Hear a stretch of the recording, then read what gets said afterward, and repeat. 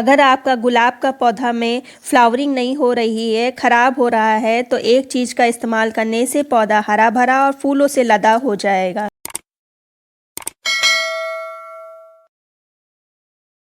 गुलाब के ख़राब होने के कई कारण होते हैं। कुछ जो प्लांट होते हैं वो शुरू से ही बहुत ही वीक होते हैं, तो इसलिए जब भी आप नर्सरी से लाएं तो पौधा देख के लाएं, क्योंकि अगर शुरू से ही वीक होगा तो उसमें आप चाहे जितनी खाद मिट्टी डाल देंगे उसमें बहुत ही जल्दी पेस्ट लगेंगे, फंगस लगेगी, कई तरह की और बीमारियां लगेंगी। इसलिए नर्सरी से जब भी बाय करें गुलाब तो एक हेल्दी पौधा देख के लाएं। जब पौधा हेल्दी होगा तो अंदर से मजबूत होगा, जिससे कि ये जो पेस्ट हैं इतनी जल्दी नहीं लगेंगे।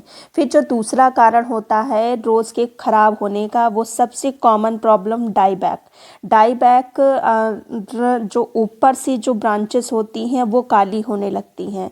डाईबैक के भी कई कारण होते हैं, जैसे मैं अभी आपको एक दिखाती हूँ। ये देखिए, ये एक मेरे प्लांट में हो गया था, ऊपर से डाई होने लगा था।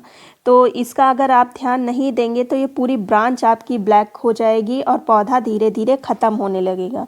तो सबसे डाई बैक होने का एक कारण है कि जब भी फेड फ्लावर आप हटाते हैं तो उसको तोड़ के हटा देते हैं, सीजर से कट करके हटाएं और उस पर फंगीसाइड ज़रूर लगा दें, क्योंकि अगर फंगीसाइड नहीं लगाएंगे तो इस पर जब शावरिंग करते हैं तो इस पर पानी पड़ता है, जिसके कारण ब्रांचेस काली होने लगती हैं। तो सबसे इसका भी ध्यान रखें।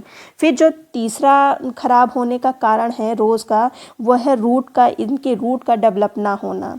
रूट जब अच्छे से डेवलप इनकी नहीं होती हैं तो पौधा अच्छे से ग्रो नहीं कर पाता।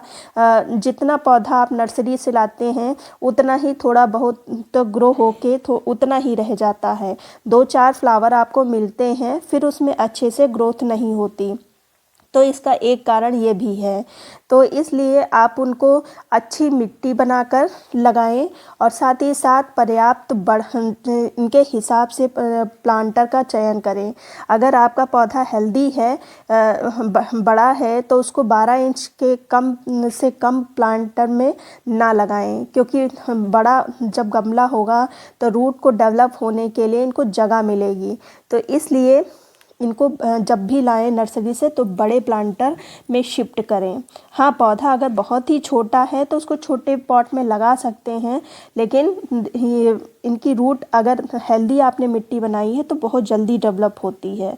फिर अगर आपके गुलाब में फ्लावरिंग नहीं हो रही है या किसी तरह की कोई प्रॉब्लम है, तो ये देखिए, ये मेरे प्लांट में किसी भी तरह की कोई प्रॉब्लम नहीं थी, बस इसमें फ्लावरिंग नहीं हो रही थी। तो मैंने ऊपर के सारे पत्ते हटा दिए और फिर इसकी मिट्टी निकाल के मैंने इसमें लगभग 2 दिन की धूप लगाई है। ये जो मिट्टी निकाली थी इसमें भी धूप लगाई है और इसको ऐसे ही छोड़ दिया था। तो अगर इसमें कोई फंगस वगैरह लगी है तो वो धूप में लग के ठीक हो जाएगी। फिर हम इसमें मैंने 2 भर के ये समझ लीजिए 100 ग्राम हमने वर्मी कंपोस्ट डाला है। वर्मी कंपोस्ट अगर आपके पास नहीं है तो गोबर की खाद आप डाल सकते हैं। गोबर की खाद ये है कि अच्छे से सड़ी होनी चाहिए, किसी भी तरह की कोई स्मेल वगैरह चिपचिपी सी नहीं होनी चाहिए, क्योंकि अगर ऐसा कुछ होगा तो फिर प्लांट में नुकसान ही होगा। तो वर्मी कंपोस्ट मैंने लिया है, अच्छे से हम चारों तरफ फैला देंगे। और फिर जो दूसरी चीज़ हमको लेना है, जो एडिशनल फर्टिलाइज़र होते हैं जो बहुत ही ज़रूरी होते हैं ऑल ओवर ग्रोथ के लिए, वो मैंने लिया है। तो देखिए, एक उसमें मैं निकाल लेती हूँ। सबसे पहली जो चीज़ मैंने ली है जो गुलाब के लिए बहुत ही ज़रूरी है, वो है बोन मील में आप तो जानते ही हैं हड्डियों का चूरा होता है, फास्फोरस बहुत ही अधिक मात्रा में होता है और जो गुलाब की ग्रोथ के लिए फास्फोरस बहुत ही ज़रूरी होता है। तो फिर जो दूसरा मैंने लिया है ये है एप्सम साल्ट का आगे भी बहुत ज़्यादा यूज़ है। एप्सम साल्ट जो मैंने रूट कट की है, फ़िलहाल मैंने इसके लिए अभी इसका इस्तेमाल किया है। और फिर जो तीसरा फर्टिलाइज़र है वो है सीवीड भी बहुत ही ज़रूरी है। फिर जो चौथा मैंने फर्टिलाइज़र लिया है वो प्लांट की इम्यूनिटी को बूस्ट करता है फ्लावरिंग के साथ साथ। फ्लावरिंग के लिए तो ज़रूरी है ही, साथ ही साथ इम्यूनिटी को भी अंदर से मजबूत करता है, बूस्ट करता है।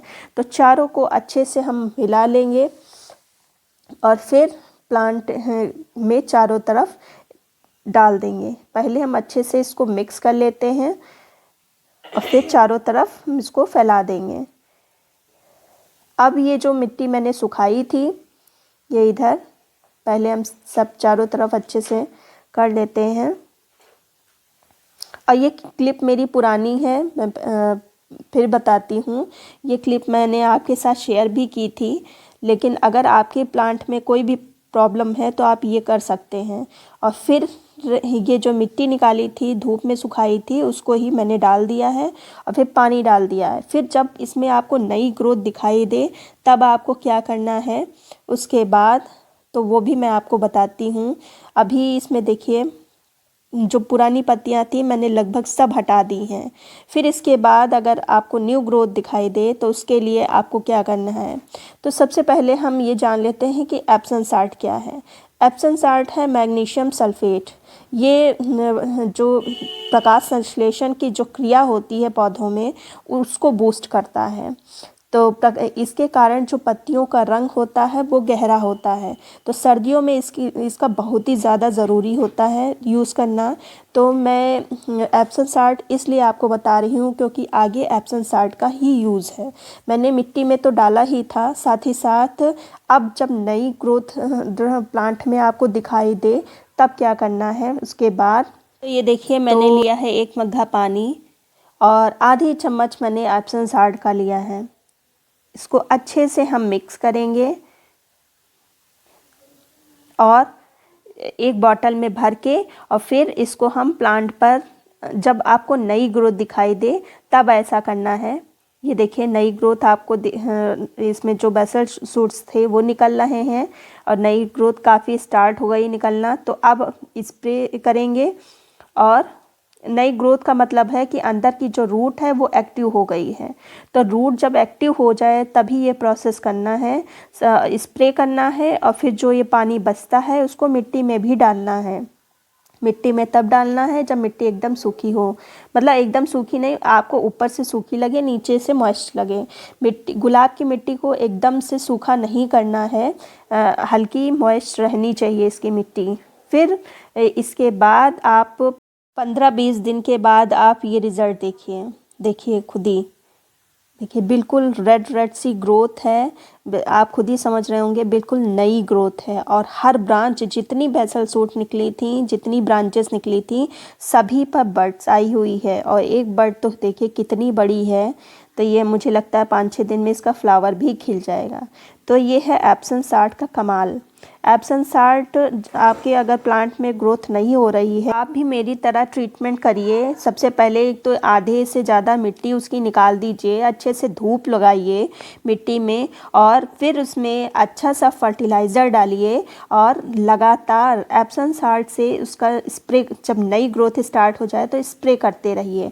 निश्चित ही रूप से आपको भी ऐसे ही ग्रोथ देखने को मिलेगी। उम्मीद करते हैं वीडियो अच्छा लगा होगा। वीडियो अच्छा लगा है तो लाइक कर लीजिए, सब्सक्राइब कर लीजिए। मिलते हैं फिर किसी वीडियो में नई जानकारी के साथ।